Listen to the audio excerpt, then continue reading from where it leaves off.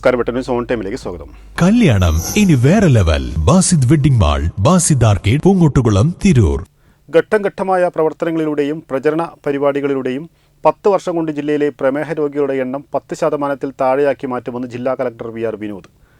ആരോഗ്യവകുപ്പ് നടപ്പിലാക്കുന്ന ജീവിതശൈലി നിയന്ത്രണ ക്യാമ്പയിനുമായി ബന്ധപ്പെട്ട് കളക്ടറേറ്റിൽ നടന്ന യോഗത്തിൽ സംസാരിക്കുകയായിരുന്നു അദ്ദേഹം. തെയ്യംപാട്ടിൽ ജ്വല്ലറിയിൽ നിന്നും വെറും 2% മുതൽ പണിക്കൂലിയിൽ സ്വർണ്ണാഭരണങ്ങൾ സ്വന്തമാക്കാം. ഉടൻ തെയ്യംപാട്ടിൽ ജ്വല്ലറിയുടെ ഷോറൂം സന്ദർശിക്കൂ.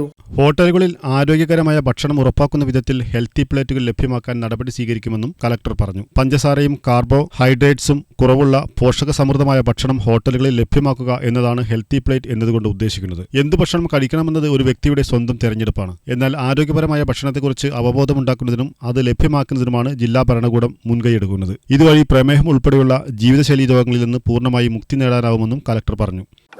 ഏറ്റവും അധികം ഡയബറ്റിക് പേഷ്യൻസ് ഉള്ള ഇന്ത്യയിലാണ് രാജ്യം. ഏറ്റവും അധികം കേരളത്തിൽ ഏറ്റവും കൂടുതൽ ഒരുപക്ഷെ മലപ്പുറം ജില്ലയിൽ. പക്ഷെ ഇത്രയധികം പേരെ സിക്കാക്കുന്നത്, 40% പേരെ സിക്കാക്കുന്നത് തടയാൻ പറ്റുന്നതാണ്. അതെന്തുകൊണ്ട് നമ്മൾ പല രോഗങ്ങളും നിർമ്മാർജ്ജനം ചെയ്യാൻ വേണ്ടി നടപടികൾ സ്വീകരിക്കുന്നു. എന്തുകൊണ്ട് ഡയബറ്റിക്സ് പേഷ്യൻസ് ആവുന്നവരുടെ എണ്ണം 10% നമുക്ക് കുറച്ച് വന്നുകൂടാ? തീർച്ചയായിട്ടും ആരോഗ്യവകുപ്പിന് ചെയ്യുന്നത് 10% കുറവ് വന്നു കഴിഞ്ഞാൽ അതിനായിട്ട് കറസ്പോണ്ടിങ് ആയിട്ട് മറ്റു പല രോഗങ്ങളുടെയും ഗുരുതരമായ രോഗങ്ങളുടെ എണ്ണത്തിൽ കുറവ് കൊണ്ടുവരാൻ പറ്റും.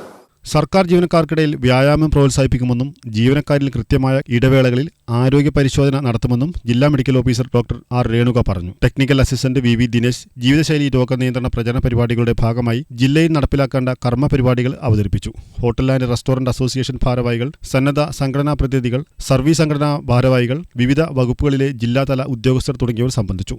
വെട്ടന്യൂസ്, മലപ്പുറം.